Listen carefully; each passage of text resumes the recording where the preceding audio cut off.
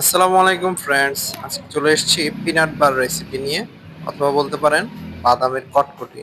তো চলুন শুরু করা যাক।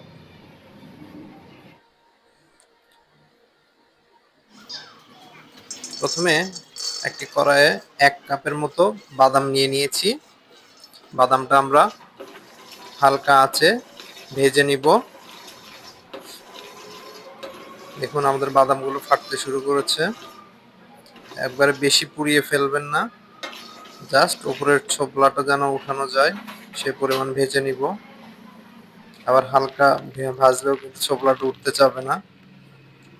দেখুন এখন আমি বাদামের ছোবলাগুলো হাত দিয়ে এভাবে প্রেস করে করে ছাড়িয়ে নিচ্ছি। আপনারা এভাবে ছাড়িয়ে নেবেন, অথবা একটা কাপড়ের মধ্যে উঠিয়ে ঘষা দিলেও এটা উঠে যাবে। তারপর আমরা নিয়েছি 2 টেবিল চামচের মতো তিল। এটা আমি সাদা তিলটা ইউজ করেছি। এটা হালকা ভেজে নিচ্ছি, যেহেতু আমরা তৈরি করব ক্রাঞ্চি পিনাট বার, সো অবশ্যই উপকরণগুলো আমাদের ভেজে মুচমুচে করে নিতে হবে। আর ভেজে ইউজ করলে জিনিসটা অনেকদিন সংরক্ষণ করা যাবে। তো আমরা একটা স্টিলের থালাতে তেল ব্রাশ করে নিলাম। এখন আমরা চলে আসছি রান্নার প্রসেসিং এ। সো আমরা এখানে 1 কাপ বাদামের জন্য 1 কাপ চিনি নিয়েছি এবং 2 টেবিল চামচের মতো মধু নিয়েছি। আমাদের উপকরণগুলো দুইটাই সমান সমান হতে হবে। চিনি এবং মধু মিলিয়ে 1 কাপ 2 টেবিল চামচ, এবং বাদাম এবং তিল মিলিয়ে 1 কাপ 2 টেবিল চামচ। আমরা চিনি এবং মধুটাকে মিশিয়ে নিচ্ছি। চুলার জাল এই পর্যায়ে একদম লোতে রাখবেন, যেহেতু আমরা এখানে পানি ইউজ করছি না, সো চিনিটা পুড়ে যাওয়ার সম্ভাবনা আছে।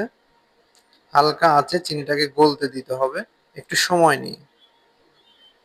কোনো ব্যাপার না, আপনারা বাসায় ট্রাই করবেন, অবশ্যই হবে ইনশাআল্লাহ। দেখুন আমাদের চিনি এবং মধুটা গলে কি সুন্দর একটা লিকুইড ফর্মে চলে এসছে। চিনিটা পুরোপুরি গলার সঙ্গে সঙ্গে আমরা জালটা বন্ধ করে দিব। আমরা জালটা বন্ধ করে দিয়েছি। দেখুন কি সুন্দর একটা কালার চলে এসছে, গোল্ডেন কালার। আমরা এই পর্যায়ে বাদাম এবং ভেজে রাখা তিল দিয়ে দিচ্ছি। আপনার চেষ্টা করবেন অবশ্যই মধুটা ইউজ করতে। মধুটা ইউজ করলে এর জুসি যে ভাবটা সেটা অনেক বেড়ে যায়। আর শুধু চিনি ইউজ করলে এটা অনেক শক্ত হয় খেতে।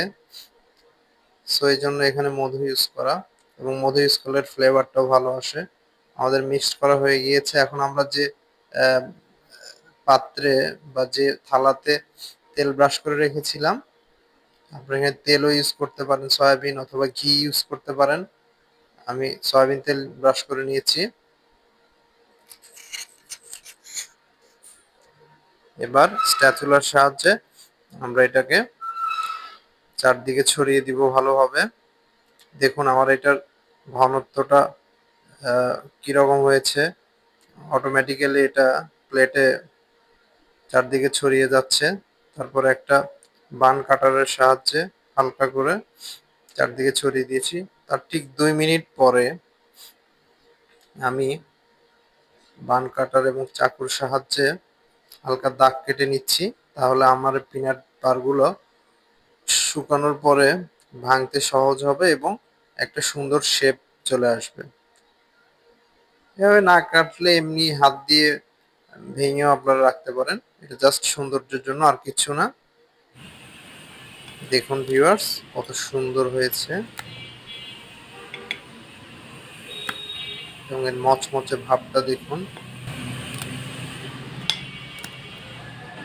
আজ এই পর্যন্তই। আসসালামু আলাইকুম।